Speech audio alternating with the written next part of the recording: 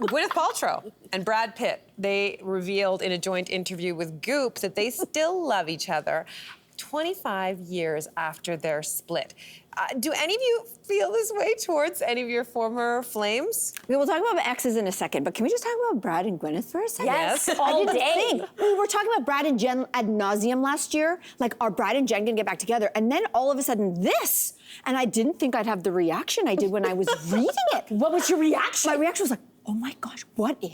No, she found her. You're right. She found her Brad. She says that in the article. I married a different Brad. My connection is with a different Brad. But it got me all nostalgic for those two. And I did think a little bit about the wording of like, I still love you. And I'm sure, listen, love is different things to different people. I don't think they're talking to each other like they're gonna hook up again. But I did start to think a little bit about my exes, because I think, yes, there's such a part of you, a shared history. There's a part of you that probably still part of you. Look at me, I'm talking outside of myself now. You see what I just did there? I think there is a part of me that still does love my exes, but do I think, obviously not in the same way as I did back then, but I think and not in the same way you love Ryan. Avi. Yeah. Yeah, Avi.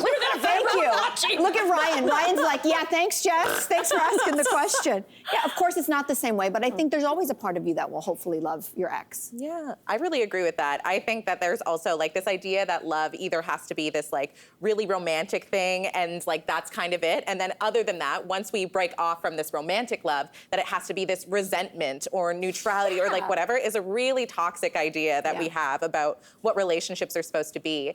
And you can also, like, even if you don't want that person to be in your life anymore, you can love what they gave you at that time, what you learned about yourself, like things that you did together. That's, I think, a really healthy way to look at a period of your life and people in your life.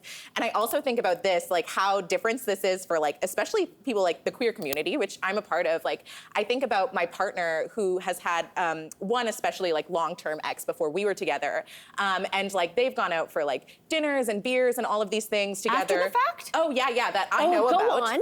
Okay. And like part of it when we talk about it, right, is that it's like, you know, we were in St. John's, Newfoundland at the time and stuff like that. Like the lesbian community, very small. Yeah. And it's like, I'm going to see this person. I'm going to be in community with this person for probably the whole time I'm here, and I'll always have roots. And why would I want to not have like something, you know, still beautiful in a relationship with this person that I'm going to see forever? And like, I think that there's more to the relationship than just the interpersonal thing too. There's the community aspect of it and the solidarity aspect for so many people. So that's important. Beautifully said, but if you don't mind me asking and probing a little bit, did you get a little anxious about that relationship and the beautiful roots that they still have? Yeah. I mean, You mean history? I'll be honest. Yes, like there's that initial twinge that I think is like but when you investigate it, I think it really comes from a place of like insecurity and jealousy, perhaps, and like this really like toxic narrative. I think that it's like you kind of have to be possessive of a person. Yeah. And I was like, no, I trust this person. I know everything. I'm so confident in this. And I was like, I love that they get to have this with other people, and think that's a really beautiful thing. So That's so healthy and mature. That is. That is.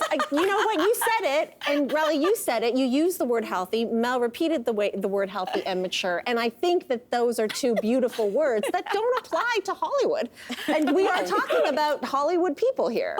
And so while I see on the surface that Gwyneth and Brad are like, oh, we still love each other after all this time, I mean, what they're doing is commercializing nostalgia for the gossip of their relationship to sell these cashmere sweaters that Brad just put out for like 2,000. Let me finish. Let me finish. Let me finish. But I will say, and doing it at a time when his other ex, for whom he shows no kindness, Angelina Jolie, he's using one ex to get back at another. You think so? Listen, like days before this happened, I'll fill you in on the gossip, he leaked to newspapers that he was suing her. He was suing her for her share of the estate that they shared. Winery, right? A winery, where they got married and where their twins spent the first days of their lives. But didn't she He's sell suing it her. without him? Like, No, she sold her share without telling you. Yeah. She sold it with the approval of a court. What you're spewing, is his narrative. We drank the Brad Pitt Kool-Aid. Yes, what you're spewing is his narrative. He leaked it to the tabloids, got to you first on social media, then used an ex to get back at her. Let me post a tweet from a culture critic that I am obsessed with, Angelica Jade Bastien, Brad Pitt remains the most cunning with his star image. Interesting to see him interact with women from his past to shore up goodwill as things pop off with Angelina on a legal and personal basis. I'm telling you, a good-looking man can come and give you a narrative about an ex, and you won't even see it that he's doing it to sharpen his knives in the back of another ex. That is not healthy or mature. And selling a shirt that's almost $2,000. There you go. And profiting from it. That's just got Sin? I can't. We're going to break, I think. I got lots to say. I don't see it that way, but that's a whole, then we're switching and we're talking about a whole different story here. I'm going to end with Kathy on Facebook. So there's a difference between loving someone and being in love with someone. A lot of exes, especially those you have children with, still love each other. It's only a problem if they are in love with them. And I think that we don't know the tone. We didn't hear this. It's a written interview. So I feel like it was one of those things like, I love you. I do love you. I love you. all. Yeah. More love I like that. in the I world. like that No love distinction. for the woman he shares children with, though.